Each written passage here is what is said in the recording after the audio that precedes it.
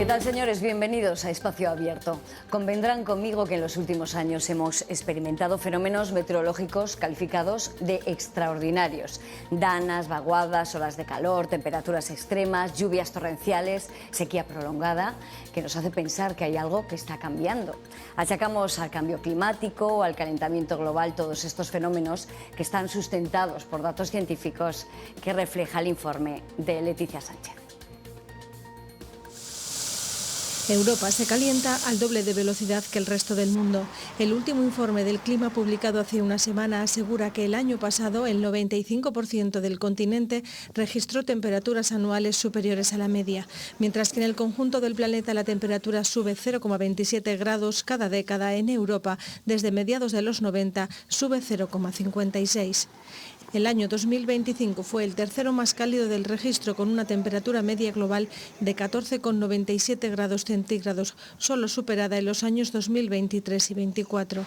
Las alertas por calor extremo han aumentado un 318%, con más de 4 al año, cuando hace 30 años apenas había una. Y eso está teniendo efectos en la salud. Las altas temperaturas se asocian con descompensaciones cardiovasculares y respiratorias, golpes de calor y un aumento de la mortalidad. 62.800 personas fallecieron en Europa en 2024 por efectos del calor extremo. El estrés térmico puede suponer además un reto en todos los ámbitos de la vida, como el laboral, el educativo o las competiciones deportivas. Los expertos advierten de que podría afectar a citas como el Tour de Francia, las Olimpiadas o los Mundiales de fútbol. El calentamiento global puede aumentar significativamente además los genes de resistencia a los antibióticos, lo que está suponiendo un importante desafío sanitario, y favorecer la expansión de enfermedades infecciosas como el dengue, además de prolongar la temporada de polen. La principal causa de ese calentamiento es la emisión de gases de efecto invernadero, como el CO2, pero también el metano. Desde 1990, la Unión Europea ha reducido en un 40% la emisión de gases de efecto invernadero, pero tiene que llegar al 55% en 2030 y al 90% de reducción en 2040. Entre los países que más han contribuido, Alemania, que ha recortado sus emisiones un 45%, Italia un 41% y Francia un 37,4%, mientras que España solo las ha reducido un 12,8%, y uno de sus hándicaps está en el transporte. Para paliar ese calentamiento global, uno de los grandes aliados son las energías renovables. En 2025, Castilla y León logró el máximo de generación limpia, con un 94% frente al 55% de la media nacional. Este 2026 se ha iniciado con el mes de enero más lluvioso de la historia y superando el récord de borrascas de alta intensidad, con 19 de octubre a marzo, y con una previsión hasta el mes de julio de temperaturas por encima de lo habitual. Esos son los datos, las explicaciones las encontramos siempre en las voces autorizadas, los expertos que acuden a la llamada de Espacio Abierto para arrojar luz sobre tantas dudas que en este caso nos suscita un tema tan apasionante como recurrente en las conversaciones, el tiempo. Hoy se sienta en nuestro consultorio el meteorólogo, físico y director de Meteorred, José Antonio Maldonado. Bienvenido y muchas gracias por compartir este rato con nosotros. Muchas gracias a vosotros por invitarme. Los medios de comunicación, concretamente la radio, la televisión es la primera vez que acudo, pero la radio pues estoy toda la semana, o sea que... Bueno, es muy de televisión. Le recordamos pues como aquel primer meteorólogo en aquel croma explicándonos el tiempo. Eso siempre es muy reconfortante el recordarlo, ¿no? Sí, bueno, eso fue en el año 1986 cuando entré en televisión, pero ya llevaba 15 años de meteorólogo. Va a ser ahora, en junio, 57 años que ingresé en el cuerpo facultativo de meteorólogos, que hoy se llama Meteorólogos del Estado. En la figura de los meteorólogos desde entonces ha experimentado, pues eso, un caché extraordinario. Es una figura en televisión importante. Lo que pasa es que es cierto que desde que yo me fui ya no ha habido ningún otro meteorólogo. Porque es que hoy día se llama meteorólogo cualquiera que sale en una televisión. ¿Y no es así? No es así. Mariano Medina, que fue el pionero y el maestro, inconfundible, porque Televisión Española salió al aire por primera vez el 28 de octubre de 1956, y ya estaba Mariano Medina allí. No actuó ese día, pero 2 días después, el día 28, Sí, ya empezó él a hablar en televisión española y él ya hablaba en Radio Madrid con un locutor muy famoso, que lo recordarán los más veteranos, Bobby Delgané, que tenía un programa los fines de semana en la cadena SER o Radio Madrid, que se llamaba Cabalgata Fin de Semana. Y Mariano iba para dar el tiempo para el fin de semana y quizás para un día más, porque no había materia para explayarse más, no había otros medios. Y un día pues dijo, hombre, ya tenemos aquí al señor que nos va a dar el tiempo. En realidad podríamos llamarle el hombre del tiempo. Esto es la fuente. Y ahí se acuñó un poco la expresión. La fuente es totalmente fiable, porque eso me lo contó Mariano Medina a mí. Y dice, y yo lo registró el nombre. Dice, pero claro, cuando luego entraron mi hermano Fernando, Eugenio Martín Rubio y Pilar Sanjurjo, pues yo no me iba a estar peleando con ellos. Entonces ya que le llamen el hombre, dio la expresión, al que quiera. Y así le llaman el hombre del tiempo al primero que aparece en escena. Pero ya digo que meteorólogos del cuerpo facultativo solo hemos sido Mariano y yo, porque su hermano era del cuerpo que se llamaba entonces de ayudante o se llama de diplomado, lo mismo que Eugenio Martín Rubio. Pilar Sanjurjo sí, que también ha fallecido no hace mucho, y era del cuerpo facultativo de meteorólogos. ¿Es importante ser meteorólogo para contar bien el tiempo en televisión o en cualquier otro medio de comunicación? Hombre, yo creo que sí. Es cierto que hay físicos que están puestos en meteorología, eso es cierto. Pero bueno, no son meteorólogos, porque para ser meteorólogo hay que tener una titulación superior y luego hacer unas oposiciones a ese que se llamaba cuerpo facultativo y ahora es meteorólogo del Estado. Pero bueno, que sepan meteorología no quiere decir que sean meteorólogos. Vamos a ver, íntimo amigo mío, que es Carlos Herrera, no es periodista, es médico. Pero sin embargo nadie le va a discutir su sapiencia. Claro, es incuestionable, es así, es así. De todas maneras, José Antonio, estábamos hablando en el informe del calentamiento global. No le gusta demasiado la expresión cambio climático, ¿verdad? No me gusta porque el clima ha estado cambiando desde que existe la Tierra. Cuando la Tierra se formó hace 4.600 millones de años aproximadamente, pues no existía oxígeno, apenas había nitrógeno, había amoníaco, había otras cosas, pero otros gases. Pero desde entonces después fue evolucionando y hoy día, desde hace más de 2.000 millones de años, existe el oxígeno, es cuando la atmósfera se hace respirable. Pero a lo largo de todo ese tiempo ha habido infinidad de cambios del clima. Luego, el clima ha estado cambiando desde que existe la Tierra. Otra cosa es lo que ahora nos preocupa o debe preocupar, que es el calentamiento global, puesto que sí incide en la salud, en la economía y en distintos ámbitos. Pero es un calentamiento global, no es un cambio climático en sí, aunque se le da el nombre de cambio climático. Pero bueno, por eso yo hago la matización de que realmente cambio climático no es, porque el clima ha evolucionado a lo largo de la historia infinidad de veces. ¿Nos vamos a llevar el dudoso honor esta generación o la precedente desde entonces de ser los que han puesto en peligro el mundo, la Tierra? Siempre se achaca que podíamos ser los artífices de que el mundo no tenga esa calidad de vida en el futuro que esperamos. Bueno, no sabemos lo que van a hacer los que nos sucedan, ¿no? ¿Ya? Pero evidentemente nosotros estamos influyendo de una manera, las cosas están cambiando con una celeridad enorme, ¿no? Yo, dado la edad que ya desgraciadamente tengo, pues he visto tantos y tantos cambios, y ahora, hace poco, ya la inteligencia artificial que te hacen, ya me han sacado a mí escenas dando el tiempo, que ya no lo estoy dando en televisión española, y salgo ahí poniendo verde a uno y a otro. Esto es un peligro, claro que sí. Y bueno, contra eso no... Debe ser sorprendente verse de esa manera, sí. y además resulta hasta dificultoso el saber si es o no es uno. Porque es muy real. Sí, cierto. Claro, pero bueno, esto evidentemente en este caso yo sé que yo no he dicho eso. Claro. Pero claro, cualquiera que lo vea dice, este se ha vuelto loco, ¿no? De todas maneras, yo creo que hay dos cuestiones en la sociedad absolutamente instaladas y son erráticas o errores, es decir, confundir el tiempo con el clima y no tener memoria para saber si el año pasado fue el más caluroso o el menos. Tenemos poca memoria para el tiempo y confundimos mucho tiempo y clima. Sí, ¿verdad? Sí, mucho. Y en los medios de comunicación, yo a veces, vamos, cuando estaba en televisión y ahora también, que sigo manteniendo lógicamente relación con antiguos compañeros, ¿no? Y cuando les oigo decir, el clima estropeó la corrida, no, el clima no, es el tiempo. Claro. El tiempo es lo que ocurre en un momento determinado y el clima es, digamos, por decirlo de una manera así que se pueda entender gráficamente, es la media de lo que ocurre a lo largo de los días. No se puede decir que el clima de Málaga sea frío, porque un día pues haya que ponerse 2 prendas de abrigo encima, ¿no? El tiempo es una cosa y el clima es otra, evidentemente. Y la memoria no la tenemos ninguno para el tiempo. No, la memoria no, ninguno incluido, claro, los que nos dedicamos a eso.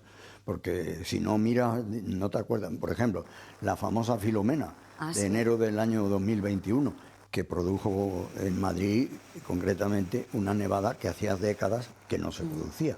Bueno, pues es que el año 2020 no había habido nevada, pero había habido una borrasca de las que se le llama de gran impacto, que podemos ahora decir... Sí, tenemos tiempo, sí. Lo que son las borrascas de gran impacto. Pues había habido una borrasca de gran impacto con pluviosidad, con lluvias más intensas, inundaciones más enormes en muchas zonas de la península. Y sin embargo, lo que se nos ha quedado es la Filomena. Y quizás porque, claro, Madrid no está acostumbrada a estas cosas, sí, claro, ¿no? Claro. Y lo que pasa en Madrid parece que se multiplica por 100. Decía un compañero mío de Cantabria, dice, llevamos aquí en Reynosa no sé cuántos días con cadenas y tal, y nadie dice nada. Han caído 4 copos en Madrid y dice, ha nevado en España. Abre el telediario con eso, ¿no? De todas maneras, fue sorprendente la Filomena porque es verdad que fue una borrasca que entró por el sur y no es habitual. Zonas del norte que habitualmente nieva, en ese caso no nevó. Entonces, de ahí un poco lo extraordinario, ¿no? Lo sorprendente de aquel episodio. Sí, y sobre todo que hacía mucho que en Madrid no nevaba de manera tan copiosa, ¿no? Y como decíamos, que Madrid es el eslabón de lo que sucede en España en tantas y tantas cosas. Pero bueno, concretamente en el tema meteorológico, pues llama la atención porque... Si aquí se hacen fundamentalmente los informativos para toda España, pues lo que ocurre aquí es más fácil difundirlo que en cualquier otro sitio. Es cierto.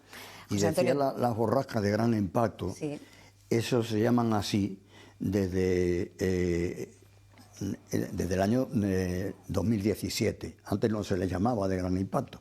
Y borrascas de gran impacto son aquellas que se producían antes también, pero no se les llamaba de gran impacto. Pues muchas precipitaciones, fenómenos meteorológicos adversos, como pueden ser inundaciones y tal, y se le llama de gran impacto desde el año 2017, poniéndole nombre. Pero es lo mismo que lo que conocemos coloquialmente como danas, vaguadas, no, es distinto. Bueno, una dana es una borrasca en sí, pero bueno, de gran impacto también, porque las borrascas se llaman así de gran impacto para darle mayor énfasis, ¿no? Para subrayarlo. Y los había en otras zonas, en Estados Unidos y tal, y aquí en Europa, pues empezaron a poner en el año 2017. Y nosotros estamos en el llamado Grupo del Suroeste, que son Luxemburgo, Bélgica, Francia, Portugal y España. Si uno de esos 5 países ve que le va a afectar una borrasca de las que se llama de gran impacto, ya los demás la acatan como suya. Ya le llaman borrasca de gran impacto. Bueno, vamos a hablar de muchas cosas, tenemos mucho tiempo por delante, José Antonio, pero bueno, lo cierto es que todos esos, que son muchos los indicadores que apuntan a un cambio en la meteorología y en el clima mundial. Esta evidencia nos obliga a articular nuevos sistemas de prevención, mecanismos de reacción también muy diferentes. La población necesita una formación específica para actuar en situaciones de crisis como las vividas hasta la fecha y que han provocado consecuencias indeseables, las recordaremos.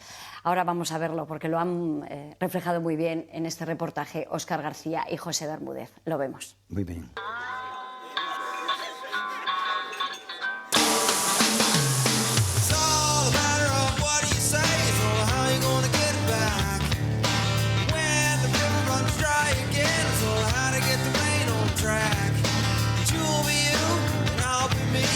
Try another brand of No hay ninguna duda y no deberíamos escuchar a ninguna opinión. Es más, me parece irresponsable pretender entrar en debate de si el cambio climático es un problema o no lo es, que es un problema inventado por los científicos. Ahí yo no quiero ni entrar, es un problema de analfabetismo más que de otro tipo. Quiero ser muy contundente con eso. Hace unos años se cuestionaba el cambio climático, ¿no? Pero yo creo que ya ha calado en la sociedad, ¿no? Que los datos están ahí, tenemos series históricas de más de 100 años, ya el ciudadano es el primero que se da cuenta de que algo pasa, ¿no? Y entonces pues debemos ir a establecer estrategias de cómo adaptarnos a ese cambio climático, cómo podemos reducir esos efectos, porque esa subida de temperaturas va a continuar, esos fenómenos extremos cada vez más adversos. Los propios aerogeneradores se protegen de esos vientos excesivos y, lógicamente, no producen energía.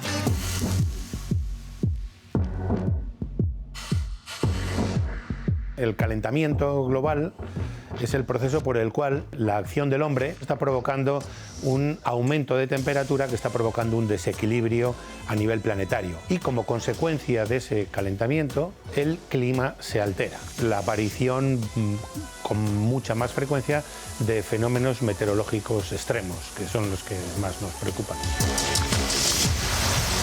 Las grandes tormentas, precipitaciones torrenciales, hay estudios que confirman que se están produciendo de forma más frecuente y además más intensa, ¿no? El problema fundamental es el calentamiento. Siempre se utiliza la época preindustrial, la segunda mitad del siglo XIX como referencia, y respecto a esa época el aumento de temperatura ha sido casi 1,5 grados, me parece que son 1,4. Parece que no es mucho, pero estos aumentos provocan desequilibrios en los ecosistemas. El deshielo, fundamentalmente, con 2 grados de aumento de temperatura sería catastrófico.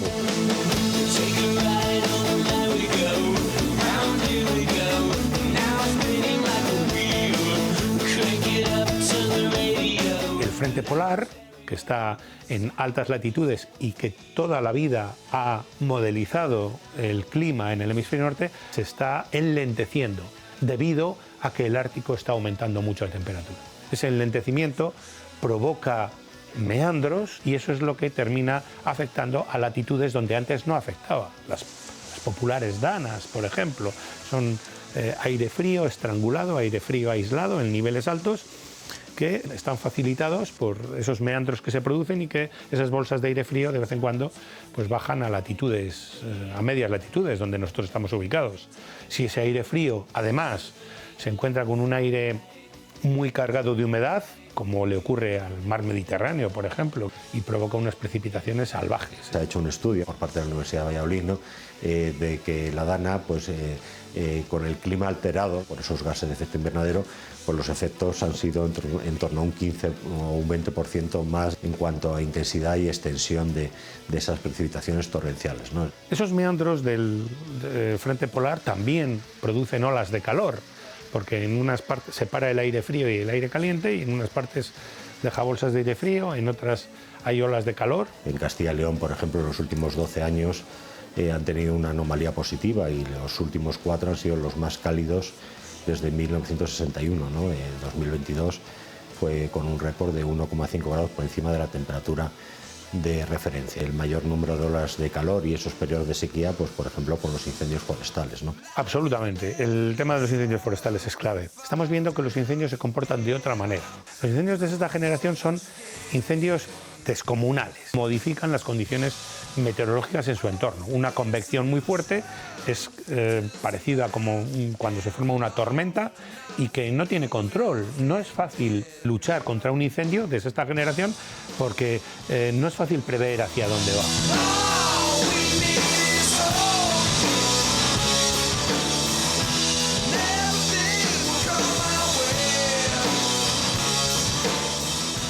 Todo el mundo estamos preocupados por hacer un pronóstico. ¿Qué le va a pasar al clima en los últimos años? Bueno, los pronósticos climáticos son muy difíciles de hacer. Lo que se necesita para poder tener unas conclusiones precisas son medidas precisas de los contenidos de gases de efecto invernadero en la atmósfera. En este sentido, las 3 estaciones que hay pues están cubriendo un rango de latitudes bastante amplio, desde una en las Islas Canarias, otra en Huelva y otra en Valladolid. Y la estación del CIBA, en este caso, pues tiene características únicas respecto a las 2 anteriores. No está al lado del océano como le ocurre a las otras 2. Es una estación continental y por eso le da características únicas. Está en un entorno muy adecuado precisamente para estos valores de fondo que son los que tratamos de medir. Para hacer, digamos, un pronóstico adecuado y poder establecer unas conclusiones relacionadas con el clima, necesitamos datos. Y este es el objetivo que se sigue aquí.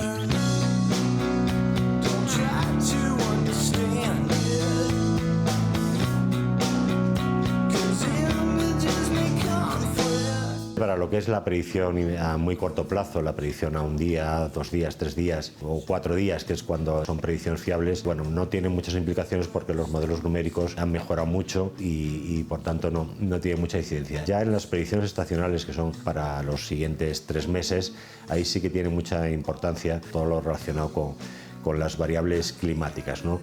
Según sea la emisión en los próximos años, pues así se va a comportar la atmósfera y va a dar lugar a esas condiciones climáticas, a esas predicciones climáticas, ¿no? Ahí es donde debemos de adoptar medidas de mitigación y adaptación al cambio climático, porque esas predicciones climáticas en cualquier escenario continúan mostrando ese calentamiento global que va al alza, ¿no? Y esas variaciones en los patrones climáticos, que tengamos comportamientos extraños en algunas estaciones, ¿no? Que el tiempo está loco, ¿no? De repente en abril pues temperaturas más propias del mes de junio, julio, ¿no? Entonces, bueno, pues todo eso está relacionado con el cambio climático y bueno, lo que hay que establecer son estrategias de adaptación y mitigación de ese cambio climático.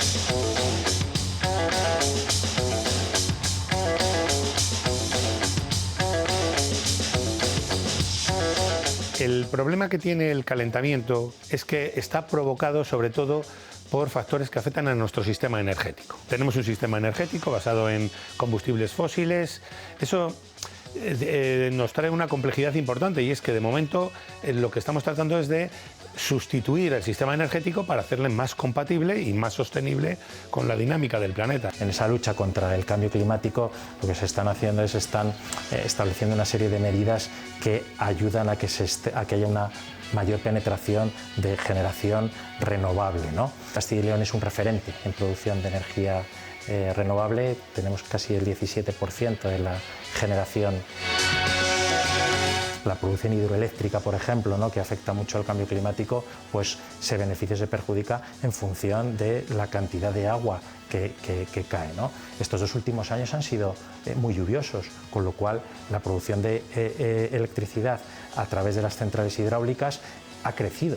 Los aerogeneradores, en aquellos casos extremos, ¿no? de vientos extremos huracanados, lo que hacen es se protegen ellos mismos, ¿no? Y se ponen en bandera precisamente para evitar que una rotación excesiva pues, pueda acabar dañando, ¿no? Pues todo lo que es el engranaje. El caso de la energía solar, la energía fotovoltaica, pues cuantas más horas de luz y de sol tengamos, lógicamente pues más producción. Y por eso se está produciendo un despegue de esta tipología de energía pues en nuestra comunidad autónoma. Pueden soportar temperaturas extremas, de calores extremos.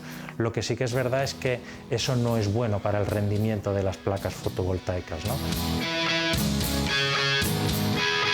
Es bien conocido que tenemos un problema. Lo que no es tan fácil es llegar a la solución. De hecho, todos los años se celebran las cumbres climáticas, pero en realidad seguimos con los mismos parámetros de la COP21, donde se estableció que no se subiera la temperatura por encima de 1,5 grados en lo que resta de siglo, en todo el siglo XXI, ¿no? Fue un compromiso, pero estamos ya.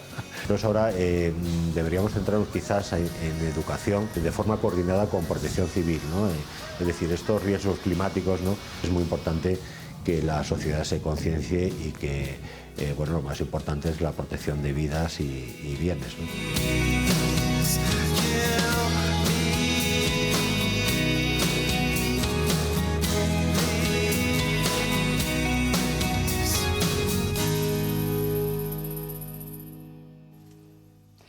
José Antonio, no sé si alarmar con esta situación o esto es un tema que se ha venido fraguando desde hace décadas. Con el histórico que usted tiene de tantos años observando, estudiando y sobre todo contando el tiempo, ¿cree que estamos en el momento más crítico?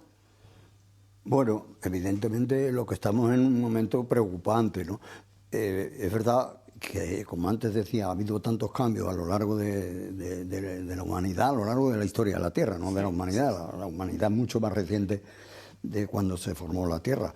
Pues ha habido épocas en que ha habido incluso mayor CO2 en la atmósfera. O sea, eso ahora nos alarma, ¿no? Pero sin embargo, esto ha ocurrido. Ahora lo preocupante es la cantidad de energía que enviamos nosotros a la atmósfera. Eso es lo que está produciendo el calentamiento global fundamentalmente, ¿no? Y sí, es preocupante. Ahora, en el momento en el que estemos en el punto álgido, pues no se sabe, ¿no? Lo que va a ocurrir en un futuro, porque nadie pensaría quizás que antaño pues iba a haber los cambios que se han producido. Justamente en el siglo anterior a Jesucristo hubo lo que se llamó la Gran Seca, que duró 26 años, que no llovió prácticamente en la Tierra. Si eso ocurre ahora, decimos que esa catástrofe es claro, la mayor de la humanidad. Esa es la perspectiva. Claro. Y luego, a raíz de ahí, pues ha habido, como he venido comentando en estos minutos, pues ha habido épocas ya en este siglo de calentamientos, de enfriamiento. Lo primero, en la primera parte del siglo XX fue calentamiento. Luego vino una época de enfriamiento global. Posteriormente otra de calentamiento, otra de enfriamiento. Al llegar a los siglos XV, XVI, pues hubo una estabilización y luego vino una pequeña edad glacial. Incluso eso también ahora nos alarmaría tremendamente. Son cosas que han ocurrido, que pueden volver a ocurrir, sí, pero que el hombre está incidiendo en esos cambios, pues también. Claro. En todo caso, sí que recordamos hace muchos años que empezó a hablarse de la capa de ozono. Sí. Ahora parece que ya no se escucha tanto, pero a partir de ahí sí que parece que las políticas de Estado están encaminadas en recortar de alguna manera las emisiones. Comentábamos en el reportaje, parece que no han dado sus frutos a día de hoy, después de que llevan décadas intentando controlar algo que parece incontrolable. Es que parece difícil conjugar lo uno con lo otro. La comodidad,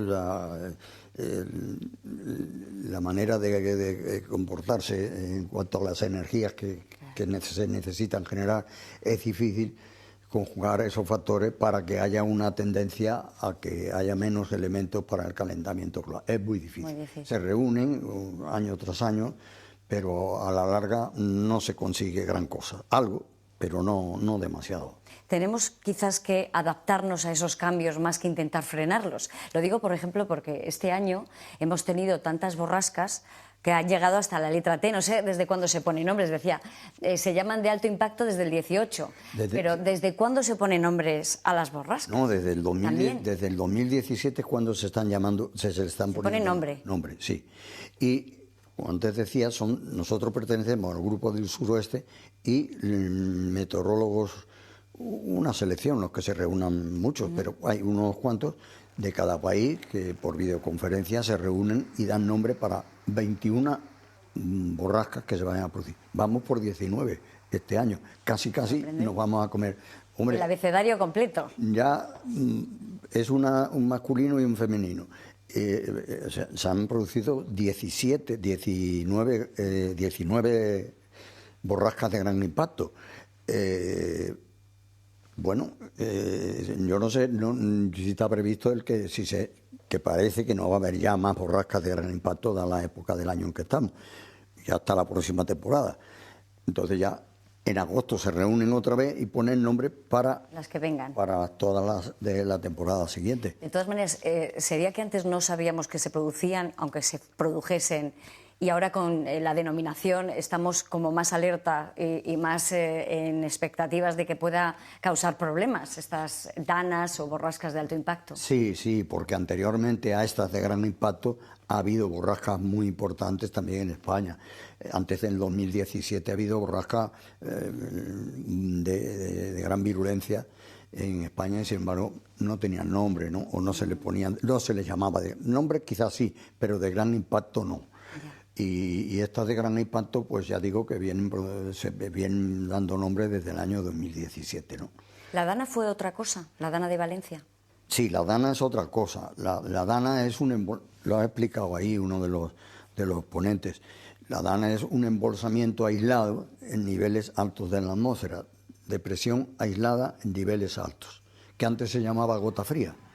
Pero bueno, se le ocurrió a un meteorólogo llamarle Dana, que parece que está mejor descrito, de presión aislada en niveles altos, y además en homenaje a un gran meteorólogo que fue maestro nuestro, que se llamaba Paco Dana. Y bueno, uniendo lo uno con lo otro, pues el nombre de Dana vino al pelo. Esto se le ocurrió a un meteorólogo y acertó. Y con toda la tecnología que ahora vemos que se maneja, ¿era tan difícil prever la virulencia de ese fenómeno que causó tantísimas muertes y tanto daño? Bueno, hay que decir que ahí hubo de todo, ¿no? Como sabemos. En cuanto a la meteorología, no fue grande fallo. Quizás se pudo dar un día antes, pero el mismo día de la desgracia, pues a las 7 de la mañana ya se daba nivel rojo. Nivel rojo, claro, no se da exactamente cuánto va a caer, pero si se dice que va a caer por encima de, eso ya es para estar en la máxima alerta. Claro. Y eso sí se dio. Luego ya, evidentemente, yo no voy a señalar a nadie, pero ya hubo otra serie de fallos. Pero no fue meteorológico, desde luego. ¿Se pudo prever esa...? Se pudo hacer bastante más, ciertamente, sí. ¿Cuánto de importante ha sido para este tipo de consecuencias de las gotas frías, de las danas o incluso de las borrascas de gran impacto, el que se haya construido, por ejemplo, en zonas inundables? Porque es verdad que ha habido épocas de tanta sequía que ya llegaba un momento que dice, por aquí no pasa el agua, y se construía también. Pues sí, evidentemente, pero sí, eso ha ocurrido, y me temo que seguirá ocurriendo. Porque cuando sea un sitio que allí no llueve prácticamente, bueno, ahí hay que tener cuidado. La escopeta está cargada. Recordemos también el desastre que hubo en Viescas hace unos años. El camping, sí. El camping ese que estaba construido allí al lado de un río. Por allí nunca pasaba nada, pero de repente se juntaron ahí una serie de factores, una tormenta muy profunda justamente en un sitio, y fue arrastrando cantidad de materiales, y en un principio la gente que estaba en el camping lo veía como una cosa curiosa, pero que de repente se les vino encima, ¿no? Eso...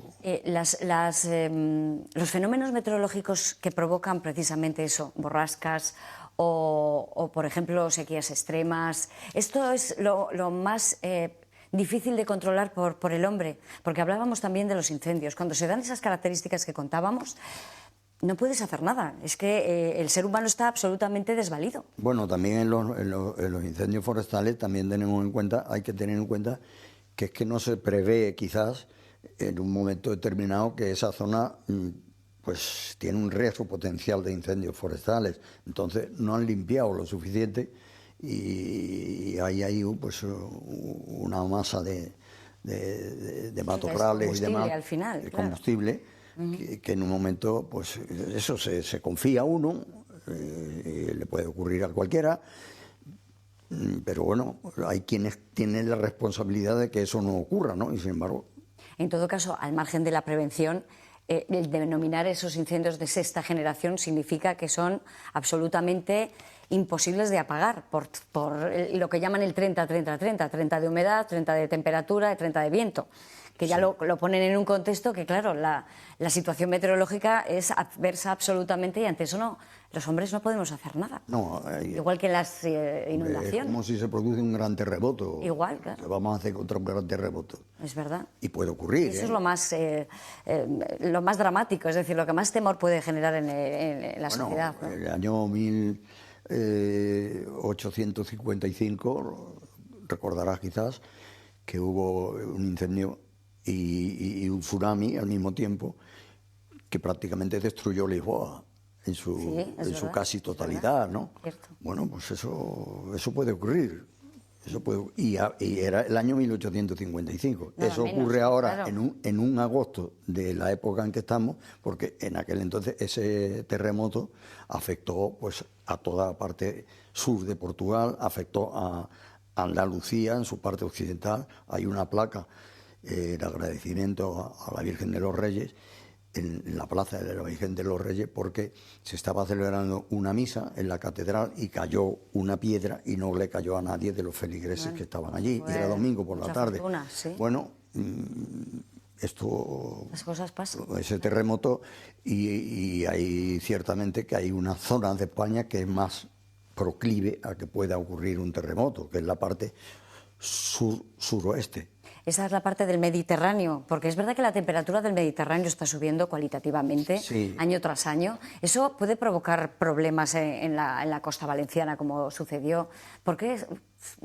¿Qué provoca? Bueno, provoca que el calentamiento del agua al mar produce el que haya una mayor evaporación, es decir, uno de los ingredientes que van a la alta atmósfera. Y si viene una masa de aire frío, Ahí es donde... pues ahí es donde se forma Claro. pues, la situación de lluvias que pueden ser torrenciales.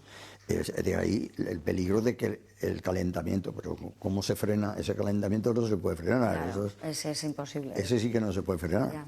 En todo caso, en los últimos años, y no hace demasiado tiempo, hemos experimentado que se nos están yendo las estaciones, se difuminan, es decir, pasamos del frío al calor, las estaciones intermedias o las que llamamos de entretiempo, parece que se diluyen. Sí. ¿Esto es una tendencia que va a seguir así? Pues seguramente sí, como consecuencia del calentamiento global, porque ahora los inviernos son menos inviernos, en líneas generales. Yo estoy harto de oír que antes nevaba mucho en Madrid, yo eso no lo he conocido. Claro. Cuando yo llegué a Madrid he visto nevar 3 o 4 veces, bueno, la famosa de Filomena. Sí, esa ya hemos mencionado. Pero... Esa es aparte, Sí. pero en líneas generales se pasa el invierno y pueden caer 4 copos, si es que caen. Entonces, bueno, pues eso hace que se aúnen las estaciones. Se pasa del invierno al verano casi sin primavera, ¿no? Ya. Y bueno, y después están las oscilaciones entre el día y la noche en determinados periodos del año, que también es casi hay oscilaciones de más de 20 grados, ¿no? Sí, esas las ha habido siempre también. ¿También eso. siempre ha habido Sí, esos las cambios? oscilaciones esas se han dado. Ya. Nadie se acuerda. La temperatura más baja que se ha registrado en una capital de provincia fue en Albacete y fue de menos 24 grados bajo cero. Eso se dio una vez y no se ha vuelto a dar, pero ¿quién dice que no se puede volver a dar? Claro. De todas maneras, comentábamos que claro, que una buena predicción se puede hacer a 3-4 días. Sí. Los meteorólogos erais casi personas de riesgo en ese momento, ¿no? Cuando teníais que dar una predicción en una época de mucho turista o de mucho desplazamiento. Había que arriesgarse y la verdad es que era muy comprometido. Yo he tenido problemas. Cuéntenos No. la experiencia. No, lo he tenido. Porque claro, esto es, dice, bueno, ahora mismo es una profesión de alto riesgo, el ser meteorólogo y no acertar. Bueno, no de alto riesgo porque no vayan a hacer nada físicamente malo, pero sí como de ponernos de vuelta y media. Me acuerdo del año 1998 en que había un anticiclón muy potente y estacionario y se estaba haciendo unos días maravillosos. Sin embargo, yo veía en los modelos que eso de cara, esto es vísperas de Semana Santa, que de cara a la Semana Santa eso podía cambiar. Y yo no me atrevía a decirlo. No es que fuera a decir lo contrario, pero me estaba reservando el pronóstico hasta que ya el Viernes de Dolores me estaban presionando. Uno de ellos era Herrero, el que murió en Marbella. Luis Herrero. Te decía, José Antonio, que tienes que contarlo. Cuenta la Semana Santa. El Viernes Santo me atreví a darlo y di que el tiempo iba a cambiar. Se iba a estropear. Se iba a estropear. Y entonces era director general de turismo, un íntimo amigo mío, que lo sigue siendo, y yo iba precisamente a Alcira a dar el pregón de la Semana Santa. Y yo no sé cómo me localizó, pues yo no tenía móvil entonces. Y me llamó, yo cuando llegué al hotel tenía una llamada de él y tal. Pues, y dije, ¿qué tienes que cambiar el pronóstico? Yo, el pronóstico no lo puedo cambiar. Es lo que hay, los modelos lo muestran. Otra ¿no? cosa será que luego me deis palo. Bueno, pues nevó, literalmente, nevó hasta en Despeñaperros. ¿Acertó? Sí, bueno, podría no haber acertado. Además, yo después de allí, de ese pregón, me fui a Sierra Nevada y estaba con el jefe de prensa allí en su despacho y dice, están localizados, saben que estás aquí. Y ya hasta que hubo un alcalde del norte, que no voy a decir quién fue, que... ¿Gallego para más señas? No. Ah, pensé que era gallego. No era gallego, Vale. no era gallego.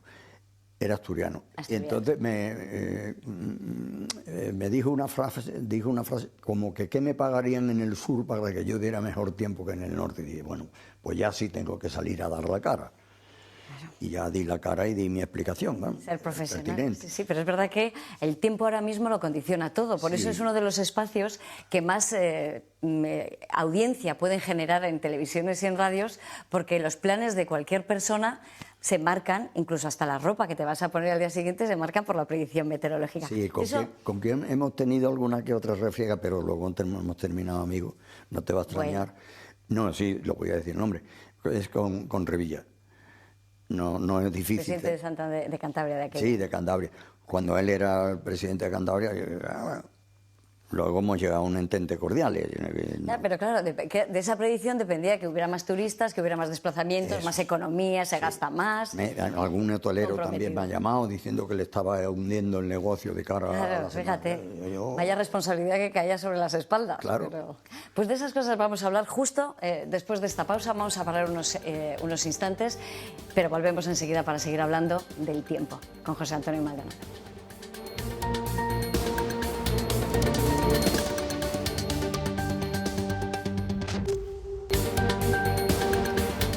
Ya estamos de vuelta en Espacio Abierto, ya saben, estamos en conversación con José Antonio Maldonado. Es un honor poder charlar del tiempo, pues con quien empezó a contarnos el tiempo de otra manera, en televisión, como apuntábamos al principio. José Antonio, siempre tenemos que competir, tienen que competir los meteorólogos con otras modalidades de predicción del tiempo. Estoy pensando en las cabañuelas, el zaragozano, hasta el refranero español. ¿Eso le ha perseguido un poco? No me ha perseguido, simplemente yo lo oigo, pero evidentemente no tiene ningún rigor científico, ¿no? Yo no creo en eso, porque a la vista está, ¿no? No puede, hay refranes como, agosto tiene el secreto de 12 meses completos.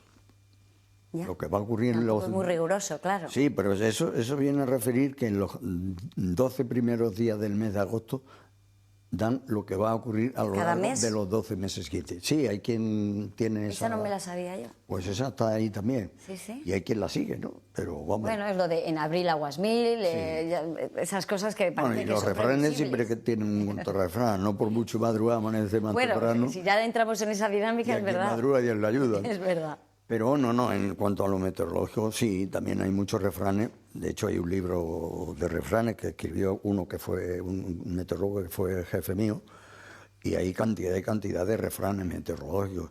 Y bueno, unos, según la época, según la zona geográfica, porque no tiene nada que ver un refrán aplicado a Castilla y León que un refrán aplicado al Pirineo. O hace 30, 40 años a hoy en día. Hoy en día. Claro, se tiene que cambiar un poco. Entonces, los refranes y las cabañuelas no tienen ningún rigor científico. Eso el primero que me lo dijo fue Mariano Medina. Mariano Medina no fue jefe mío en televisión.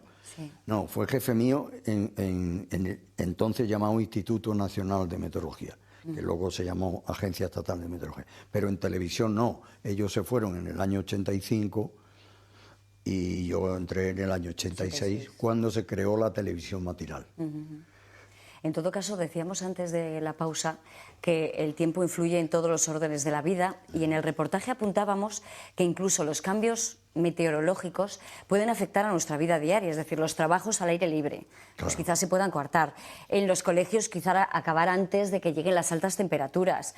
¿Va a cambiar nuestra dinámica, nuestra vida, por culpa del tiempo? Pues sí, porque claro, en zonas de tan intenso calor, evidentemente estar a las 4 de la tarde en el mes de junio, o antes de que, digamos, porque julio y agosto consideramos que son vacaciones, Pues es que habrá que a lo mejor acortarlo, tener en cuenta que es que en esa época no se puede trabajar. Claro. Sí, habéis dado cuenta de ese calentamiento al que estamos diciendo que vamos encaminados, pues habrá que tomar medidas.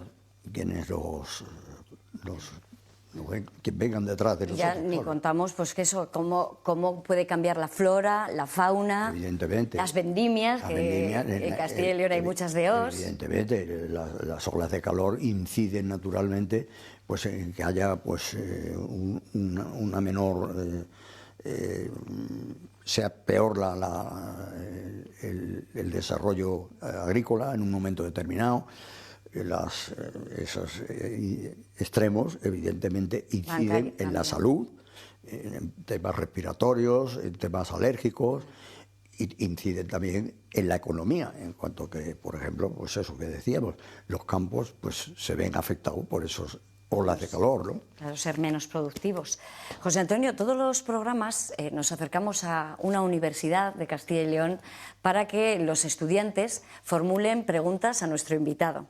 Así que vamos a escuchar qué inquietudes tienen y qué respuestas van a recibir de usted. Vamos a ello. ¿El cambio climático puede hacer menos fiables las predicciones meteorológicas? No, yo creo que no. Yo creo que no tiene que hacerlas porque es menos fiable, porque como estamos diciendo, el calentamiento global ese se está produciendo, entonces nos vamos adaptando las predicciones a ese calentamiento global. Evidentemente, con esas situaciones extremas, puntualmente se hace más difícil la predicción, pero en términos generales no tiene por qué ser menos fiable una predicción a consecuencia de este calentamiento global que estamos teniendo. Apuntaba antes que, claro, la inteligencia artificial ya es capaz de muchas cosas. Yo no sé si alguna vez, bueno, esto ya es una ilusión, pero ¿podríamos controlar el tiempo? Es decir, que lloviese cuando quisiésemos, que no lloviese cuando quisiésemos, que no sé. Yo ni lo veo ni lo deseo. Ni lo desea.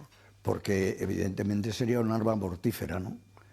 Sobre todo en manos de quien cayese. Bueno, claro. Bueno, un arma mortífera según quien lo utilizara, pero claro... Es que estaba yo pensando, no, y claro que en un momento determinado... Los botones rojos los tiene dependiendo de quién, ¿no? Pero si en un momento determinado, un determinado país o una determinada zona quiere mandarle una sequía prolongada a otra zona del planeta, pues evidentemente es un arma mortífera. Totalmente de acuerdo. O digamos un diluvio drástico, ¿no? Cierto, cierto. Bueno, vamos con la segunda pregunta, José Antonio.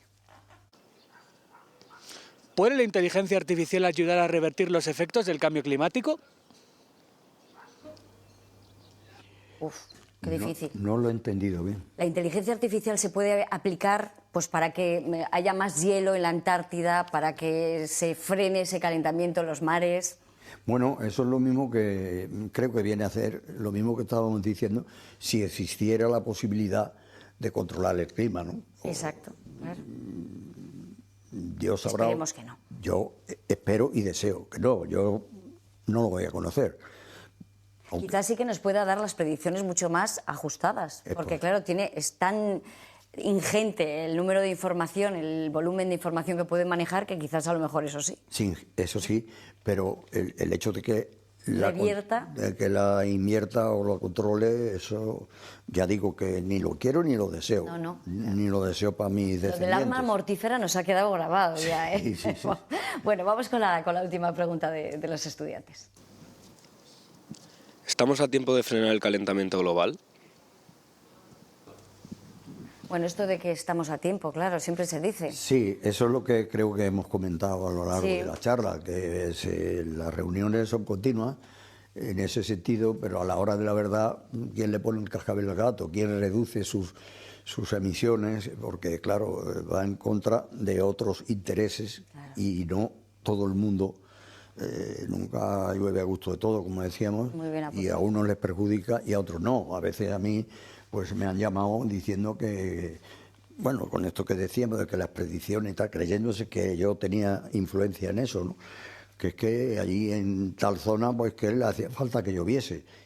Pero es que yo conozco, lógicamente, porque conocemos todo, conozco agricultores que tienen distintos cultivos que le viene bien a uno que llueva, llueva o que no llueva. y a otro que no. Claro. Tiene algodón, pero al mismo tiempo tiene olivo. Por una parte quiere que llueva y no quiere que se le moje el algodón. Dejemos a la naturaleza que siga su curso. Sí. Y que lo que se pueda controlar sea en beneficio de la humanidad y del planeta, que si no... José Antonio Maldonado, la verdad es que ha sido una clase magistral. Le agradezco muchísimo su tiempo, muchas gracias. Muchas gracias. Por compartir esa sabiduría con nosotros. No, yo poco sé y lo poco que sé lo cuento.